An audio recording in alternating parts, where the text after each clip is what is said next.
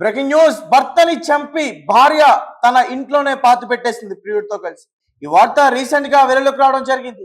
ప్రియుడి మోజులో పడి భర్తని చంపాలని చెప్పి ఇద్దరు కలిసి ప్లాన్ చేసుకుని తనని చంపేసి దాని తర్వాత ఆ ఇంటికి సంబంధించిన ఆ గదిలో ఏ అయితే టైల్స్ ఉంటాయో ఆ టైల్స్ ని అవన్నీ కూడా రిమూవ్ చేసి ఆ బాడీని అక్కడ తవ్వి ఆ బాడీని అంతా కూడా అక్కడ పూడ్చిపెట్టి మళ్ళీ ఆ టైల్స్తో మొత్తం కూడా సిమెంట్ చేసేసారు, ఎవరికి ఎటువంటి అనుమానం రాకుండా.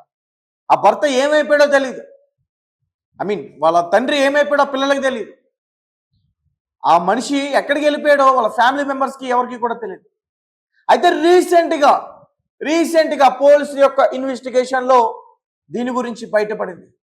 అసలు ఏం జరిగింది, ఎవరు ఆ మహిళ, ఏం చేసింది అనే పూర్తి విషయాలన్నీ కూడా మనం తెలుసుకునే ప్రయత్నం చేద్దాం. ఈ ఘటన వచ్చేసి మహారాష్ట్రలో జరిగింది.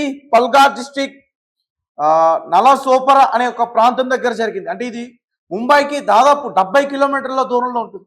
అలాగే ఎవరైతే ఉన్నారో వైఫ్ కోమల్ చావల్, తనకి 28 సంవత్సరాలు, వీరికి కొన్నేళ్ల క్రితం పెళ్ళైంది. ఒక 8 సంవత్సరాల బాబు కూడా ఉన్నాడు. అయితే కొన్నేళ్ల నుంచి ఒక వ్యక్తితో ఆమెకి పరిచయం ఏర్పడింది. అతనితో పాటు బయటికి వెళ్ళడం, షికార్లకు వెళ్ళడం, సినిమాలకు పోవడం, పార్కుల చుట్టూ తిరగడం, ఓయోలకు కూడా హోటల్ రూమ్స్కి వెళ్ళి అతని మోజులో పడి కట్టుకున్న భర్తని చంపాలని చెప్పి ఒక ప్రణాళికంగా, ఒక ప్లాన్ ప్రకారంగా అతన్ని దారుణంగా చంపేశారు ఇద్దరు కూడా కలిసి.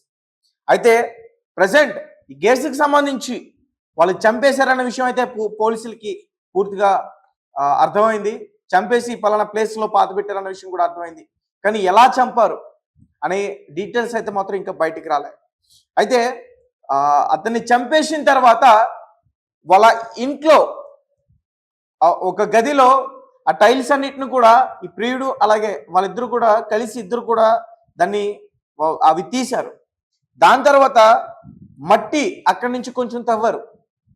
తర్వాత ఆ బాడీని తీసుకొచ్చి ఒక సంచిలో చుట్టి ఆ బాడీని ఆ గోతులో పడేసి దానిపైన మట్టి వేసి కొంచెం సిమెంట్ వేసి ఈ టైల్స్ అన్నిటిని కూడా మళ్ళీ అక్కడ యథావిధిగా పెట్టేశారు.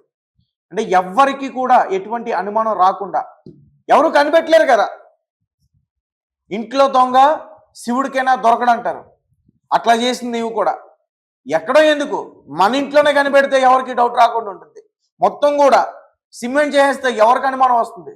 కానీ వాళ్ళ సోదరుడు ఎవరైతే ఉన్నారో ఆ వ్యక్తికి కొన్ని రోజుల నుంచి కూడా అనుమానాలు వచ్చాయి. ఎందుకంటే ఈ భర్త చనిపోయిన తర్వాత కొన్ని రోజుల పాటు ఈమె ఆ ప్రియుడితో కలిసి హానీమూన్ ట్రిప్కి వెళ్ళింది. చాలా రోజులు కూడా అతనితో తిరగడానికి బయటికి వెళ్ళింది. చుట్టుపక్కల వారు ఎవరైనా అడుగుతుంటే సరైన సమాధానం ఇవ్వకపోవటం, ఇవన్నీ కూడా వాళ్ళకి ఇంకా డౌట్ని పెంచాయి. సో మొత్తానికి వాళ్ళ తమ్ముడు పోలీసుల్ని ఆశ్రయించి పోలీస్ స్టేషన్లో కేసు నమోదు చేశాడు. దాని తర్వాత ఈ పూర్తి విషయాలన్నీ కూడా బయటపడ్డాయి. మొదట్లో పోలీసులు విచారిస్తున్నప్పుడు నాకేం తెలియదంటూ, నా భర్త పారిపోయాడంటూ, నా భర్త ఎక్కడికో వెళ్ళిపోయాడంటూ ఇలా అనేక రకాలుగా చెప్పుకుంటూ వచ్చింది. అయితే వీళ్ళ కుటుంబ సభ్యులు మాత్రం ఈమె ఒక వ్యక్తితో పరిచయం ఏర్పరచుకుంది. దాని తర్వాత ఇద్దరు కలిసి బయటికి తిరుగుతున్నారు, చక్కర్లు పడుతున్నారు, ఇద్దరు కలిసి హ్యాపీగా అన్నది వాళ్ళకి అర్థమైంది. దాని తర్వాత అనుమానం ఇంకా ఎక్కువ పెరిగింది. సో అతన్ని కూడా అదుపులోకి తీసుకోవాలని పోలీసులకు విజ్ఞప్తి చేస్తే వాళ్ళిద్దరిని అదుపులోకి తీసుకుని పోలీసులు విచారణ చేశారు. దాని తర్వాత పూర్తి విషయాలన్నీ కూడా వెలుగులోకి వచ్చాయి. వాళ్ళిద్దరూ కలిసి ఎవరైతే విజయ్ చవాన్ ఉన్నారో ఆ వ్యక్తిని దారుణంగా చంపేసి వాళ్ళ ఇంట్లోనే పాతి పెట్టేశారు. ప్రజెంట్ ఇది నెట్టింట వైరల్గా మారింది. ఎందుకంటే మీరు చూసే ఉంటారు, దృశ్యం సినిమాలో వెంకటేష్ గారు ఇదే రకంగా చేస్తూ ఉంటారు. అంటే పొరపాటున వాళ్ళ ఇంట్లో ఒక హత్య చేస్తే ఆ బాడీని దొరకకుండా ఉంచడానికి అప్పుడే కన్స్ట్రక్షన్ అవుతున్న ఒక పోలీస్ స్టేషన్కి తీసుకెళ్ళి అక్కడే పాతి పెట్టేస్తాడు. ఈ సినిమా మీ అందరూ కూడా చూస్తూ ఉంటారు. పార్ట్ 1, పార్ట్ 2, పార్ట్ 3 చాలా రకాలుగా ఈ సినిమా బయటకు వచ్చింది. ఇప్పుడు కూడా అదే తరహాలో హత్య జరిగింది. ఒక సినిమా మూవీని తలపించేలాగా, ఒక స్టోరీని తలపించేలా ఈమె హత్య చేసింది. మధ్యకాలంలో భార్యలు చాలా డెప్త్ ఆలోచిస్తున్నారు. అంటే భర్తల్ని చంపేసిన తర్వాత మనం పోలీసులకి చిక్కకుండా ఎలా ఉండాలి, పోలీసులకి దొరకకుండా ఎలా ఉండాలి, అనేక ప్లానింగ్స్ని ముందే ప్లాన్ చేసుకుంటున్నారు ప్రియుడితో కలిసి. అలాగే ప్రియుడి దగ్గర నుంచి కూడా కొన్ని సలహాలు తీసుకుంటారు. ఇంకా కొంతమంది అయితే చదువుకున్న వారైతే క్రోమ్ టెక్నాలజీ ఇప్పుడు గూగుల్లో సెర్చ్ చేయటం, యూట్యూబ్లో చూడటం, ఎలా చంపాలి, ఎక్కడ చంపాలి. రీసెంట్ గా ఒక కేసు బయటకు వచ్చింది. సొంత తమ్ముడితోనే ఒక మహిళ రిలేషన్ పెట్టుకుని, ఆ భర్త యొక్క సొంత తమ్ముడితోనే మహిళ రిలేషన్ పెట్టుకుని కొన్ని టాబ్లెట్స్ అన్ని కూడా తీసుకొచ్చి తన తినే అన్నంలో కలిపి పెట్టేసింది. అయితే అతను మత్తులోకి వెళ్ళాడు కానీ అతను చనిపోలేదు. పాపం ఆమె చనిపోయాడు అనుకుంది. అయితే అతను చనిపోలేదన్న విషయం తెలుసుకున్న తర్వాత ప్రియుడికి ఫోన్ చేసి చెప్పింది, నా భర్త ఇంకా చనిపోలేదు, ఇప్పుడు ఏం చేయాలి, ఒకవేళ ఇతను లేస్తే డాక్టర్ని సంప్రదిస్తే తినే అన్నంలో నేను విషయం పెట్టానన్న విషయం తెలిసిపోతుంది, ఇప్పుడు ఏం చేయాలని ఆమె కంగారు పెడితే అతను ఒక మంచి సలహా ఇచ్చాడు, కరెంట్ షాక్ పెట్టి చంపే, నిద్రలోనే పోతాడని చెప్పి. ఆమె ఏం చేసిందంటే ఒక హీటర్ పట్టుకొచ్చి అతనికి కరెంట్ షాక్ ఇచ్చి చంపేసింది. ఇలా చెప్పుకుంటూ పోతే చాలా ఘటనలు ఉన్నాయి. ఉత్తరప్రదేశ్లో కావచ్చు, ఇటు తెలంగాణ రాష్ట్రంలో కావచ్చు, ఆంధ్రలో కావచ్చు, ముఖ్యంగా నార్త్ సైడ్ ఇటువంటి ఘటనలన్నీ కూడా ఎక్కువగా జరుగుతున్నాయి. ఒక మహిళ ఏం చేస్తుందంటే తన భర్తని చంపేసి ఒక డ్రమ్ము, ఒక వాటర్ డ్రమ్ము అందులో వేసేసి దానిపైన కాంక్రీట్ మొత్తం కూడా, సిమెంట్ కలిపిన కాంక్రీట్ మొత్తం కూడా వేసి పూర్తి చేసింది, ఎవరికి అనుమానం రాకుండా.